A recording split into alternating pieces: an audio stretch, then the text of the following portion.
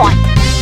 Pak Prabowo yang tidak kuat sebagai oposisi sehingga kemudian harus bergabung ke pemerintah biar bisnisnya lancar, itu gimana tuh Bang? Kita harus bangga bahwa pemerintah Pak Jokowi ini ingin merangkul. Anda kan bukan kader Gerindra, Anda kader Golkar, wakil ketua umum Golkar bahkan. Tapi Anda rela dipecat dengan hormat dari Golkar demi mendukung Pak Prabowo. Kenapa bisa sampai segitu loyalnya? Ya saya berada di Prabowo Sandi waktu itu kan. Dan dulu saya kan terlibat dalam Pilkada DKI. Waktu itu yang mengusung Pak Anies kan Pak Prabowo juga. Ada cawapres milenial, tapi ada juga anak-anak milenial lain yang mungkin dianggap cukup kesulitan khususnya untuk berekspresi. Di atas ngomong ABCD, tapi di bawah adalah isu sembako, lapangan pekerjaan, corruption. Keberlanjutan IKN, ada kemudian sampai food estate. Gimana menjawab Prabowo Gibran itu adalah periode ketiganya Pak Jokowi? Pembangunan Indonesia selalu pembangunan berkesinambungan. Dulu kan kita kenal anak-anak Repelita, rencana pembangunan 5 tahun.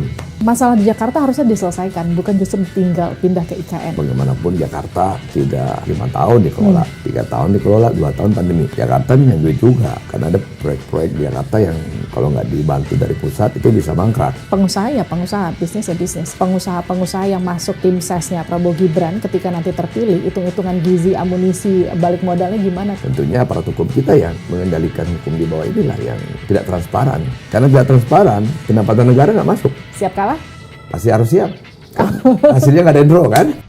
Hai, kembali lagi di Livia On Point. Debat perdana Pilpres 2024 sudah usai digelar 12 Desember kemarin. Ada banyak isu yang menarik ketika debat Pilpres perdana kemarin berlangsung. Pertama soal isu demokrasi, juga soal isu kebebasan berekspresi. Dua isu ini ramai dibicarakan bahkan sampai hari ini. Tapi kalau kita bicara sebenarnya strategi apa sih yang dimiliki Prabowo Gibran untuk menepis banyak isu-isu miring yang muncul sejak dua paslon ini resmi mendaftarkan diri ke KPU. Kita akan berbincang langsung bersama dengan Wakil Ketua TKN Prabowo Gibran, Bang Erwin Aksa. Selamat datang Bang. Terima kasih. Selamat. Bang, gimana kemarin ngelihat debat perdana berlangsung? Ya dari pengamatan, karena kita melakukan polling online ya. Kami mengamati bahwa konsisten dengan apa yang selama ini poster menyampaikan ke publik. Jadi setiap kali Pak Prabowo menyampaikan sesuatu, ada spike yang memperlihatkan bahwa pendukung kami itu senang dengan statement-statement yang disampaikan oleh Pak Prabowo. Jadi kami melihat ada juga beberapa statement yang kemudian ekspresi daripada pendukung kami kelihatannya tidak super like, artinya like tapi tidak super like. Artinya ini yang perlu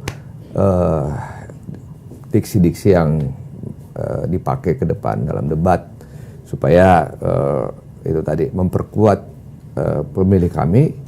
Dan juga kan masih ada yang namanya pemilih yang belum menentukan sikap. Ya, sehingga ada pemilih-pemilih yang belum menentukan sikap, sehingga dengan melihatnya debat itu, melihat pesannya, sehingga ada perpindahan pemilih dari paslon lain atau yang belum menentukan pilihan bisa menentukan pilihan nantinya. Tapi kalau Bang Erwin sendiri melihat debat Pilpres kemarin, itu murni debat adu gagasan atau justru lebih seperti adu argumen antar capres saja? Yang pasti Indonesia ini kan beda sama Amerika. Kita ini masih ada budaya timur kita, culture kita juga masih kuat. Sehingga saya melihat kemarin ada seperti tendensius, ada yang kemudian berbicara personal. Jadi sehingga bukan gagasan yang muncul, tapi urusan pribadi yang dimunculkan, yang biasanya masyarakat kita, yang kultur kita Jawa, Timur dan sebagainya, kecenderungannya nggak suka dengan debat-debat seperti itu.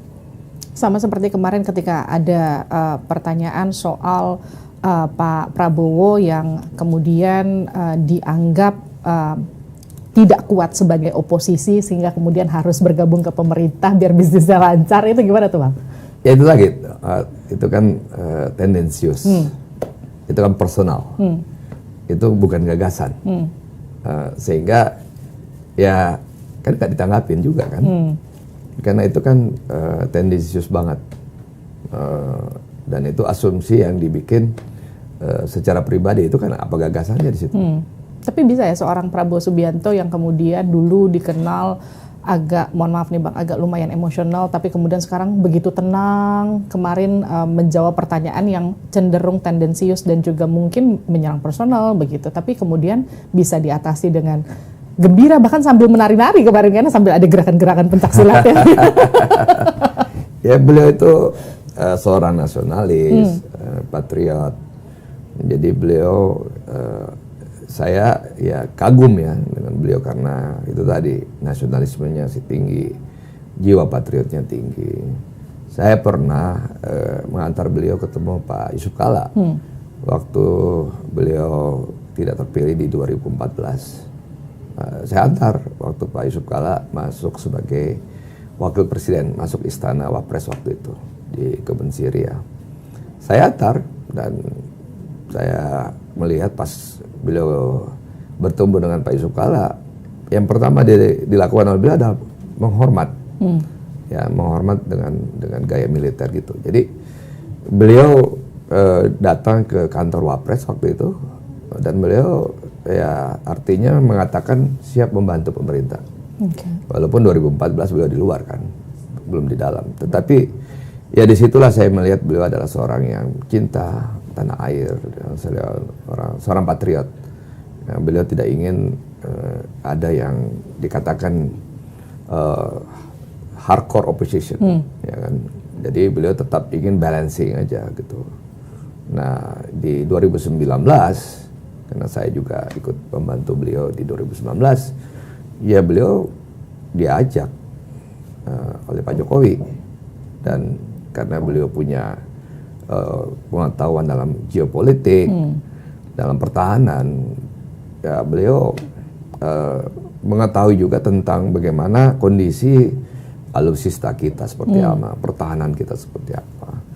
Jadi saya kira kita harus bangga bahwa pemerintah Pak Jokowi ini ingin merangkul, ya tidak ingin membangun sebuah perbedaan, dan itu diterima kan. Dan selama 4 tahun terakhir ini kan ya di tengah ada pandemi 2 tahun, tetapi pembangunan juga jalan. Anda kan bukan kader Gerindra, Anda kader Golkar, wakil ketua umum Golkar bahkan. Tapi bahkan Anda rela dipecat dengan hormat dari Golkar demi mendukung Pak Prabowo. Kenapa bisa sampai segitu loyalnya? Kenapa yakin sama Pak Prabowo? Dulu saya kan terlibat dalam Pilkada DKI. Waktu itu yang mengusung Pak Anies kan Pak Prabowo juga.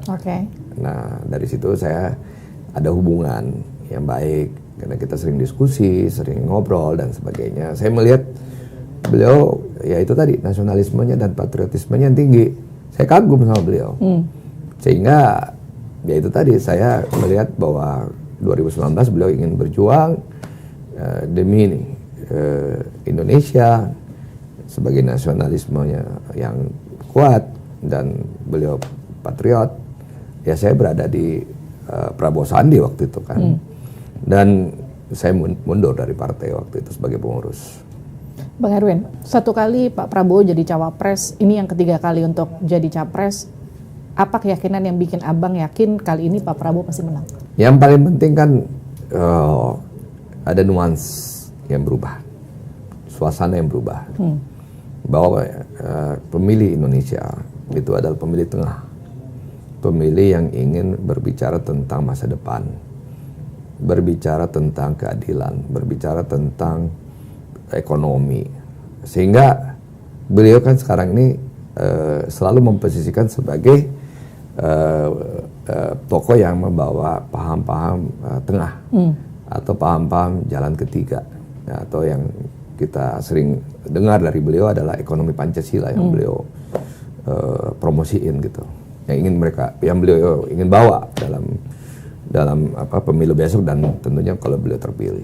Kalau kita bicara soal strategi kampanye, kan ada tagline gemoy yang kemudian dipakai oleh pasangan Prabowo Gibran begitu, dengan hal-hal yang lucu-lucu, tapi kemudian kan pasangan lain atau tim ses lain mengatakan itu hanya gimmick-gimmick politik, sementara pemilih sekarang butuh hal-hal yang konkret dan juga serius. Gimana jawab itu? Ya kadang-kadang identitas itu penting ya.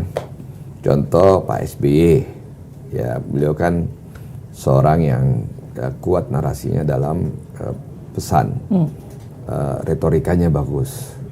Kemudian muncul Pak Jokowi yang wong deso, dekat dengan rakyat, ada identitas semacam itu.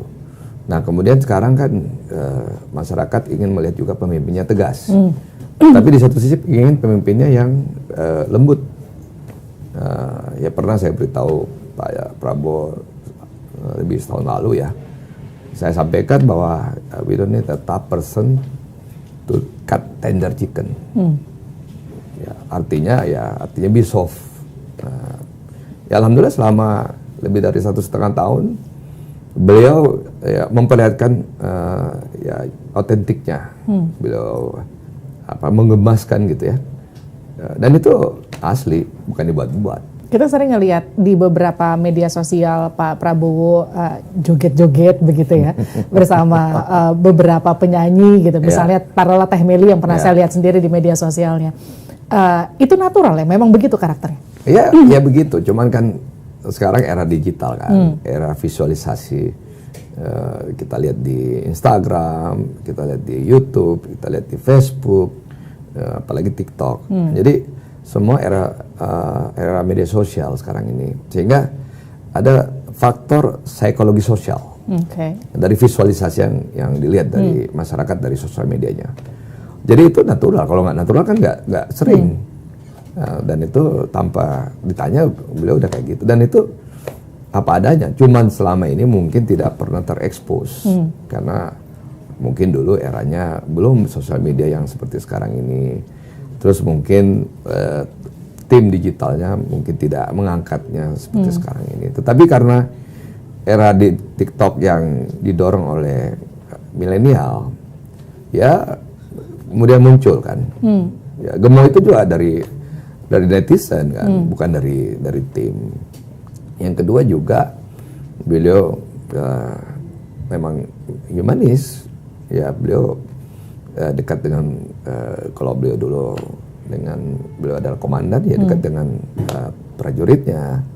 Cuman kadang-kadang ini kembali lagi pada visualisasi kan.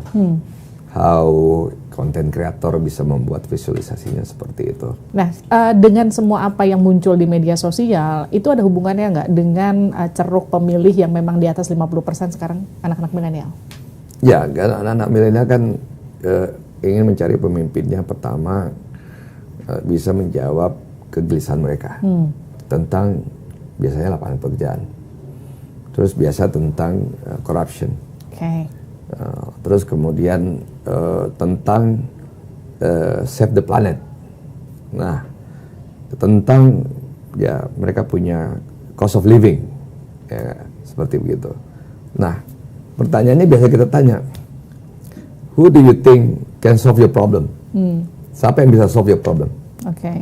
Nah, pertanyaan sederhana. Kamu milih pemimpin yang cerdas atau yang tegas?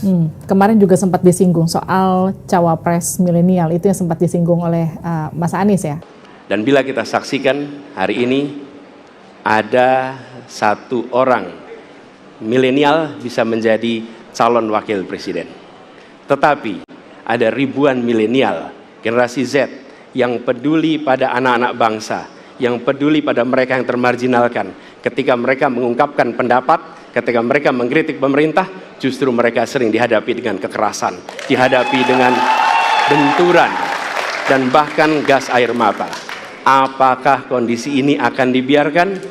Tidak, kita harus lakukan perubahan. Ada cawapres milenial, tapi ada juga anak-anak milenial lain yang mungkin dianggap masih cukup kesulitan khususnya untuk berekspresi begitu.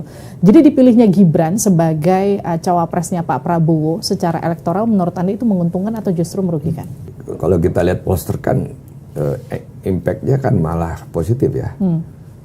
Bahwa poster mengatakan sekian persen itu kan artinya tidak ada impact pull down. Malah impactnya pull up kan, push up gitu, jadi mendorong ke atas. Jadi bahwa isu yang ada di masyarakat hari ini adalah isu sembako, isu lapangan pekerjaan, isu corruption. Okay. Jadi itu yang harus dijawab.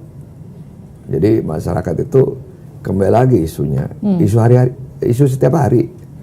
Jadi artinya boleh kita di atas ngomong ABCD, tapi di bawah isu mereka adalah isu kehidupan mereka sehari-hari. Okay.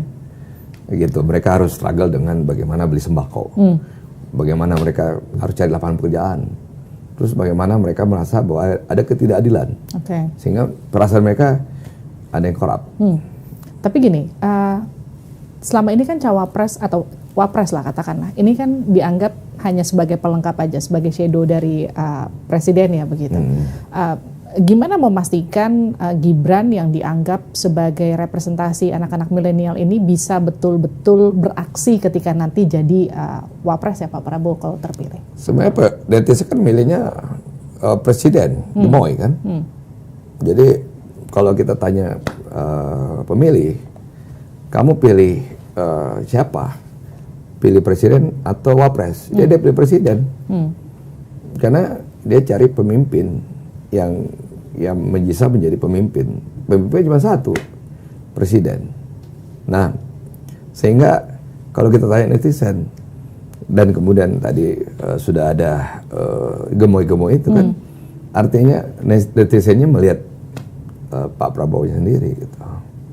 Jadi yang mendorong milenial masuk bukan hanya Mas Gibran tapi Pak Prabowo sendiri.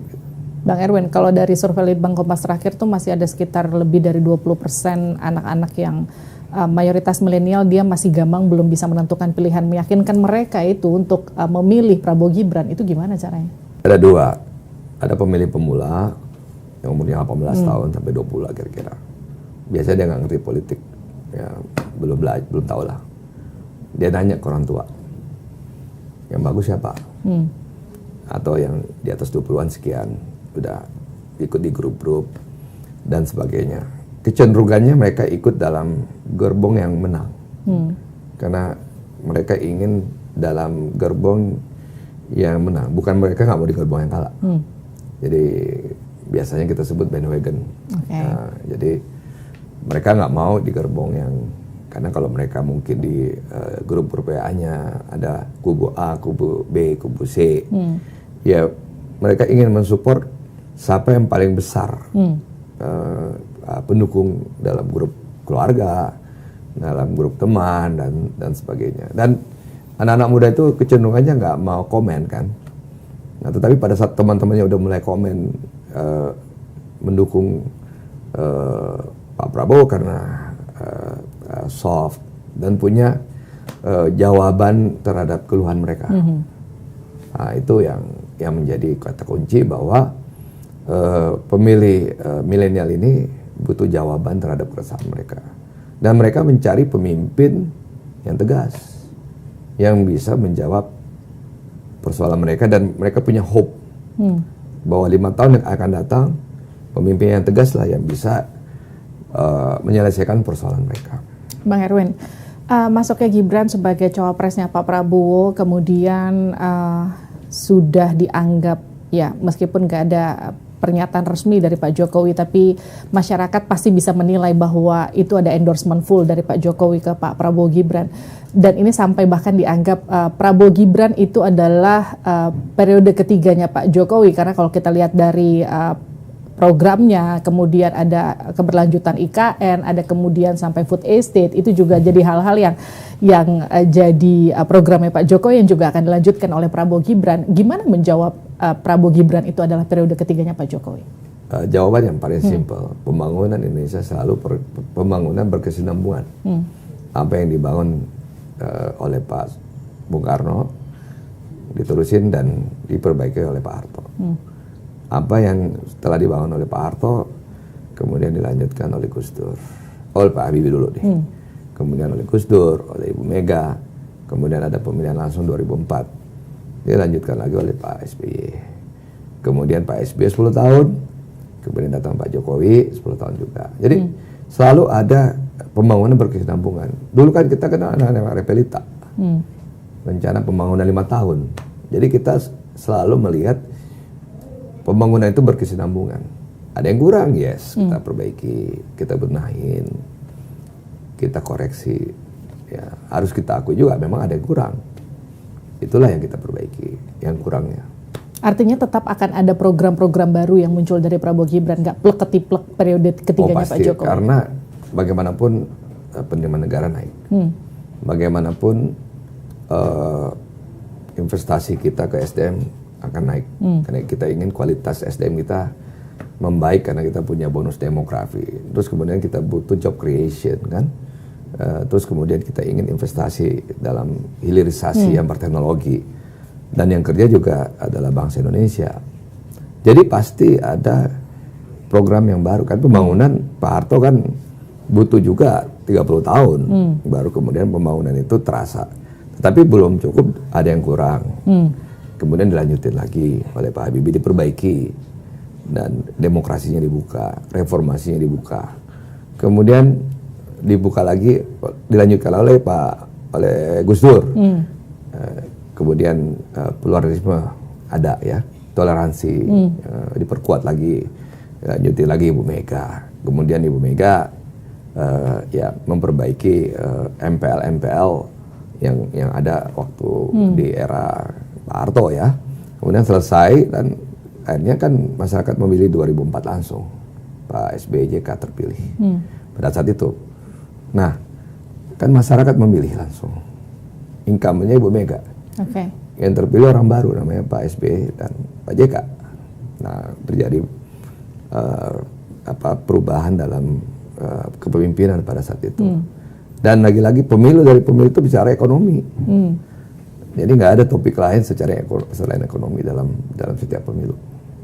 Tapi ada gini, Bang Erwin, ketika kemarin Pak Anies dalam debatnya sempat ngomong, masalah di Jakarta harusnya diselesaikan, bukan justru ditinggal pindah ke IKN. Itu gimana respon itu? Jakarta ada pandemi 2 tahun. Jadi bagaimanapun Jakarta tidak 5 tahun dikelola, 3 tahun dikelola, 2 tahun pandemi. Artinya 2 tahun itu kan tidak pembangunan. Yang ada bagaimana kita menyelesaikan kesehatan. Jakarta punya duit juga, karena ada proyek-proyek di Jakarta yang kalau nggak dibantu dari pusat itu bisa mangkrak. Jadi pada saat itu kita harus ya menaikkan defisit kita dari 3 ke 6. Karena penerimaan negara kurang kan. Jadi kita harus mengeluarkan bond, sun dan sebagainya, instrumen-instrumen seperti gitu. Karena kita membutuhkan biaya kesehatan besar. Dan itu terjadi seluruh dunia. Nah sekarang kembali lagi ke 3. Penerimaan negara udah mulai naik. Jadi kita harus melihat bahwa 5 tahun terakhir ini ada pandemi. 2 tahun, jangan lupa ada pandemi 2 tahun. Jadi pada saat saya tanya kepada pemilih, apakah hidup kamu lebih baik hari ini dibanding pandemi? Jawabannya pasti lebih baik kan? Pandemi susah, hari ini lebih baik. Jadi better today dan pada saat pandemi. Jadi masyarakat kehidupannya, ekonominya mulai membaik. Tapi apa cukup? Belum. Karena ada pandemi pada saat itu. Kalau dianggap gini, perpindahan ke IKN itu hanya akan menguntungkan aparatur negara saja, tidak mementingkan masyarakat, yang pasti elit-elit politiknya aja yang untung, terutama para pebisnis di Indonesia. Gimana tuh responnya? IKN itu kan kesepakatan antara pemerintah dan legislatif. Kan partai-partai ada di situ. Semua partai kan sepakat. Ya, mau yang partai nomor 1, nomor 2, nomor 3, semua sepakat. Anggarannya pun juga disepakati kan. APBN-nya udah disepakatin. Terus apanya mau dipertanyakan? Kalau itu adalah kesepakatan dan ada namanya undang-undang APBN. Nah, pembangunan IKN itu kan lama. Nanti 2045 baru kita bisa melihat hasil. Tapi kan ada progres. Nah, jumlah populasi juga yang ditargetkan 2 juta. Bukan 5 juta, bukan 10 juta. 2 juta. Sehingga ada target populasi yang akan tinggal di IKN itu. Kemudian ada 460 triliun nilai investasi yang akan ditanamkan di sana. Kalau tidak salah 90 triliun itu APBN. Bertahap ya. Dan sampai 2024 kan sudah selesai. Sudah disepakati anggaran itu. Sehingga ada pembangunan berkelanjutan. di mana nanti di situ ada tematik terhadap IKN itu. Kan kita butuh tematik terhadap kota itu. Sehingga kemudian sedang dibahas sekarang ini Undang-Undang Jakarta. Sehingga Jakarta nanti pembangunannya sudah jelas. Nah, sekarang sedang dibahas lagi bagaimana menaikkan tarif parkir. Ya supaya mobil nggak banyak ke Jakarta. Orang pakai public transport. Nah, jadi istilah saya itu tax the super rich, give back to the poor. Karena ini paham daripada ekonomi Pancasila, ekonomi jalan ketiga. Oke, kalau dibilang gini, katakanlah IKN dan juga food estate itu jadi kekuatan dalam kampanyenya Prabowo Gibran. Tapi yang jadi pertanyaan kan bagaimana meyakinkan seluruh elemen masyarakat, baik mereka itu yang melek informasi maupun yang nggak melek informasi, bahwa program-program kampanyenya Prabowo Gibran, terutama jika nanti terpilih, itu menguntungkan mereka. Ya pasti kan, kita berbicara kesinambungan. Kita berbicara memperbaiki.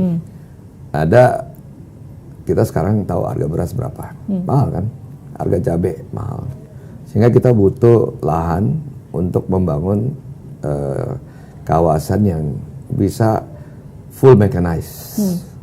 Karena kan sekarang yang namanya pertanian sudah menggunakan artificial intelligence, sudah menggunakan teknologi dan sebagainya, sehingga kita ingin ada lahan baru yang kemudian itu menggunakan teknologi dan efisiensinya tinggi.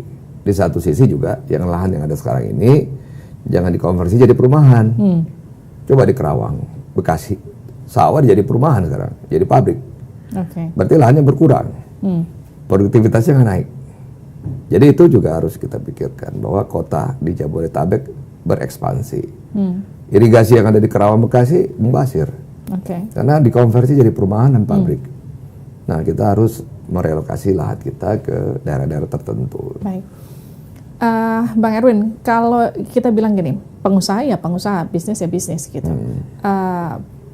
Politik itu ibaratnya jadi komplement ya. Nah, kalau sekarang bicara pengusaha-pengusaha yang masuk ke jajarannya tim sesnya Prabowo Gibran ketika nanti terpilih, hitung-hitungan gizi, amunisi, balik modalnya gimana tuh dengan para pengusaha? Pengusaha paling yang intinya adalah kepastian hukum kan. Kita membutuhkan pemimpin yang tegas untuk membawa kepastian hukum. Kalau enggak, gimana-mana terjadi tidak konsistensi terhadap bagaimana kita menerapkan hukum. Kita ingin kepastian hukum. Kita ingin investasi di sini, kita diganggu-ganggu. Jadi dan juga kita ingin menertibkan jangan sampai ada illegal mining, illegal logging, dan apapun yang bentuknya ilegal. Butuh pemimpin yang tegas yang bisa membasmi mafia-mafia ini. Karena kalau enggak, jalan terus saja mereka tanpa dikontrol negara. Kehilangan pendapatan negara lagi kita.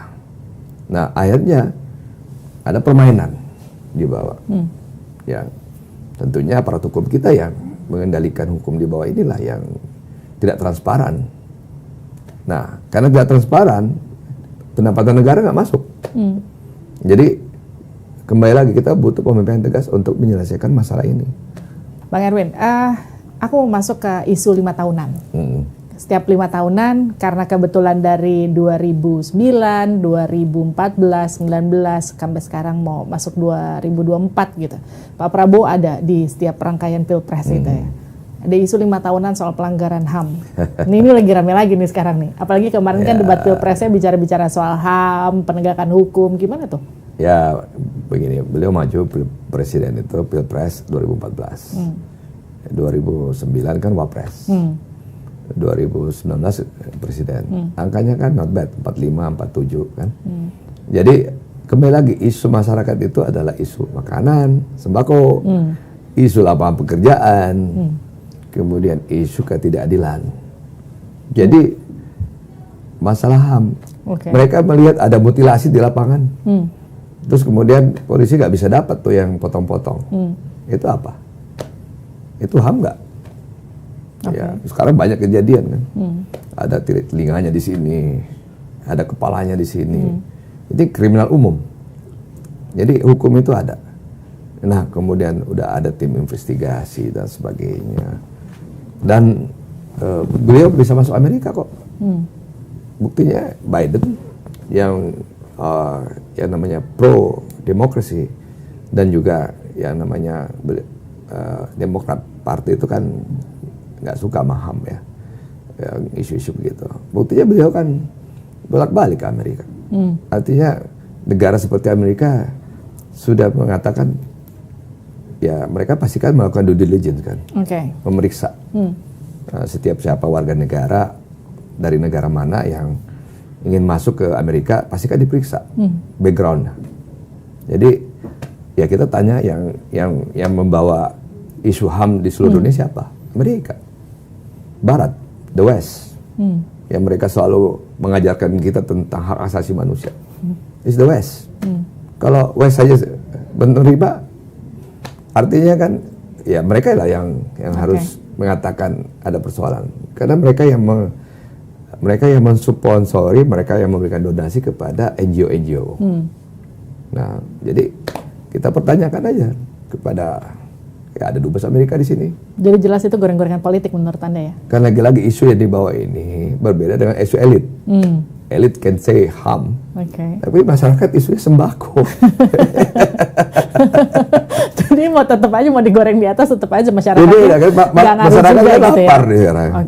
Gak ada perutnya, gak ada isinya nih. Kalau saya bilang frasa saya, ini masalah perut, Bung.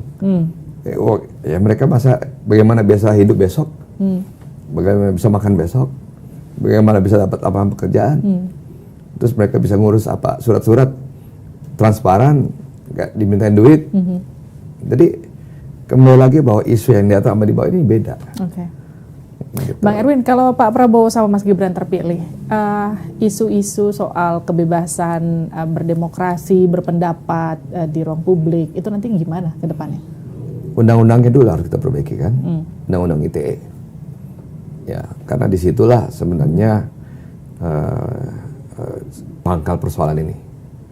Karena orang kan tidak bisa menyampaikan ekspresinya ke publik melalui sosial media, karena kan ada yang lapor, pencemaran nama baik, kemudian perbuatan tidak menyenangkan, itu kan pidana. Ya.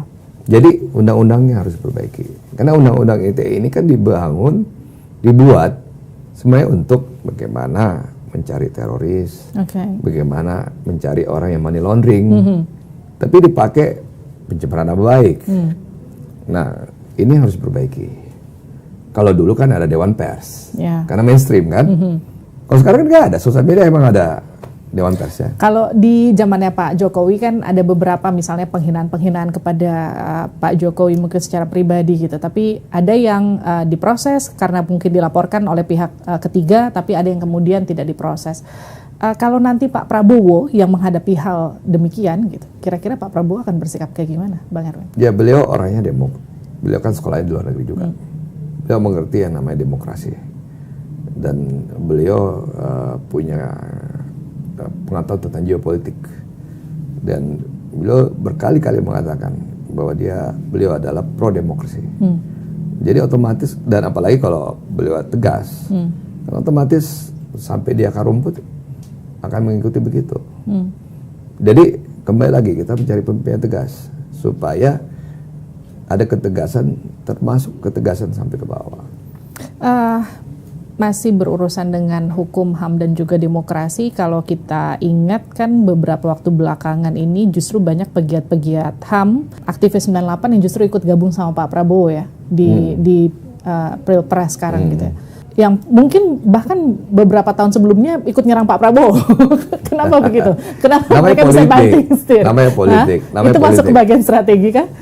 Namanya politik. Politik itu sering berpindah-pindah. Tergantung perasaan mereka. Ya, memang 98 mungkin isu itu diangkat karena untuk mendegradasi Orde Baru kan. Nah, kan kita udah capek nih reformasi. Emang kita mau reformasi melulu nih. Nah, sekarang kan isu kita Indonesia Maju. Sehingga kita close the chapter reformasi. Kita berbicara masa depan. Sehingga tidak relevan lagi kita ini bangsa pemaaf kan. Terus kemudian yang terjadi 98 itu adalah krismon. Krisis moneter dulu loh yang mulai. Ada krismon. Krismon kemudian terjadi inflasi. Sembako lagi urusannya. Masyarakat gak bisa beli pangan, makanan. Karena harganya mahal. Suku bunga waktu itu sampai 60% loh pada saat itu. Sehingga bebannya tinggi. Akhirnya ada gerakan yang turun, bahwa movement. Jadi 98 itu adalah movement.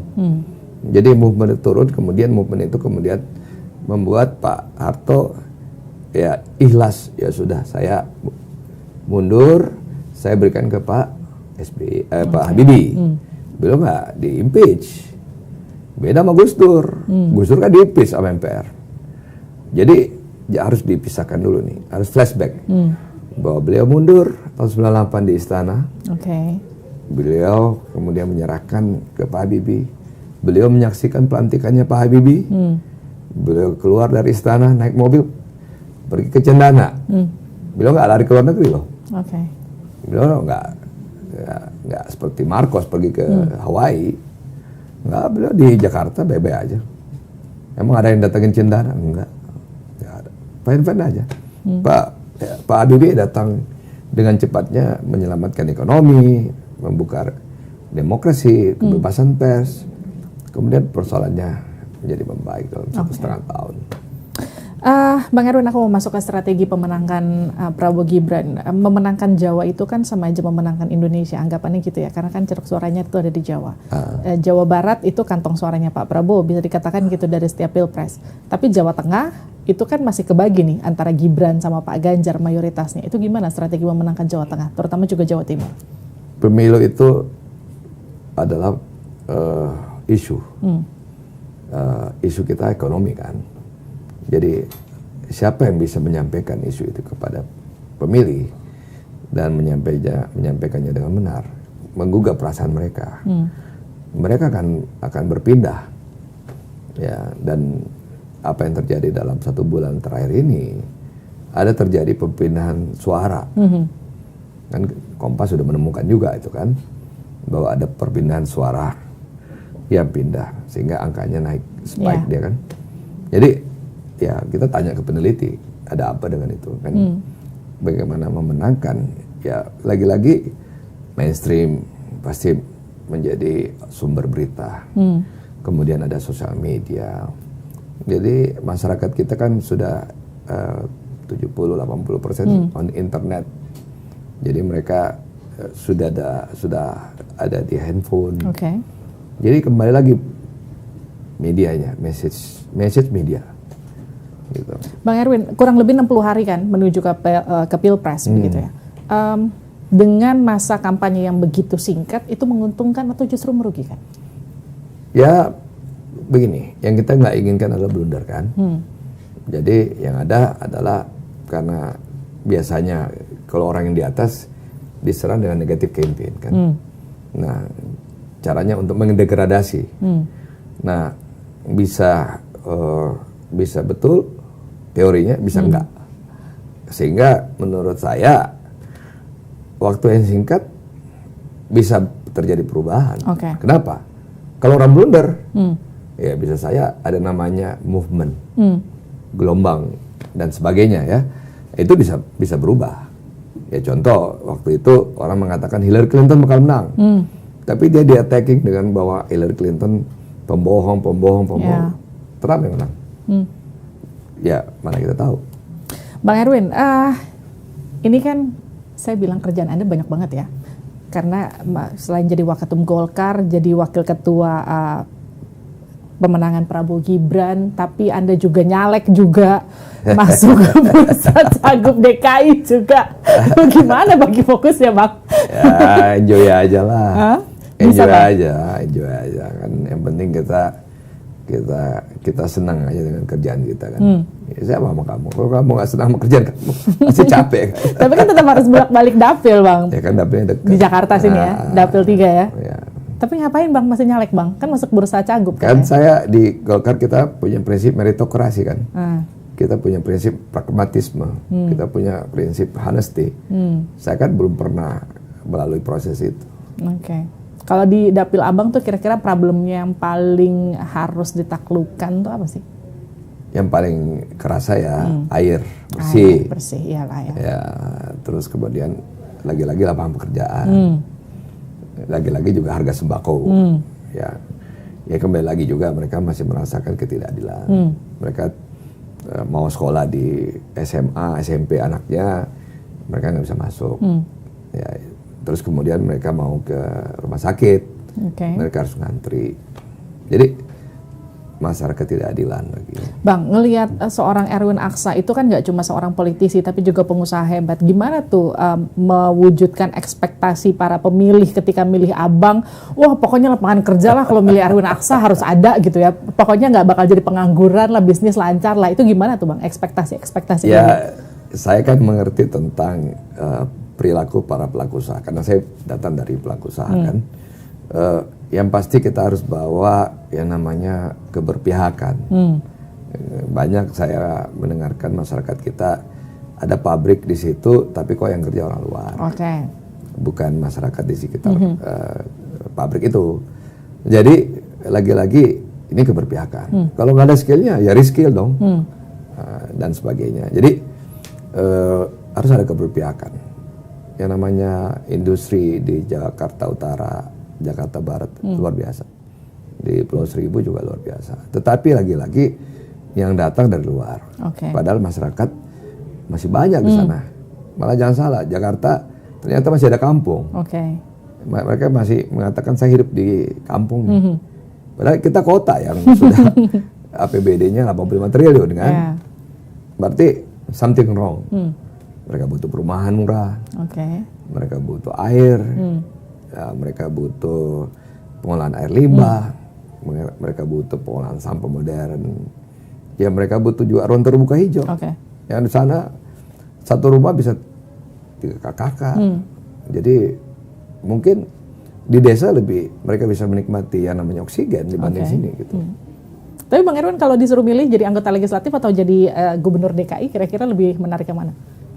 Di Golkar itu kita punya prinsip meritokrasi, pragmatisme, honesty. Jadi kita harus berproses. Jadi kita berproses aja dulu. Jadi jalanin aja dulu kira-kira. Jalanin aja. Kalau kita terlalu loncat-loncat, ntar kita pusing ntar.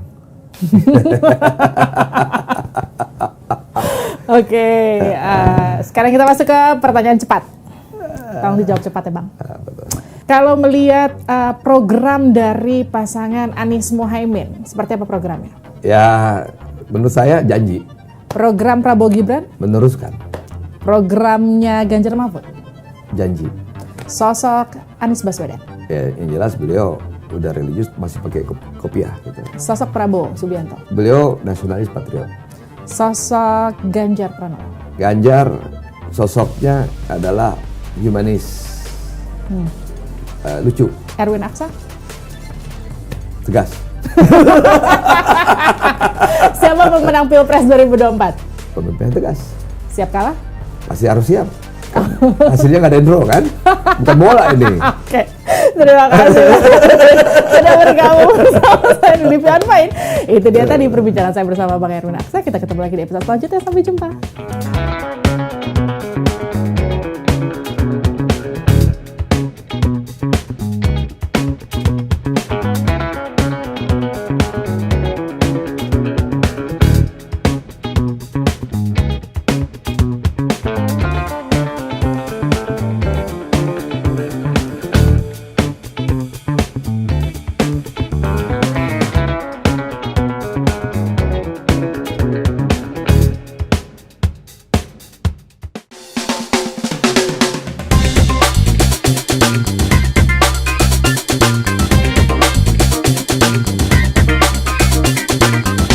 Living on point.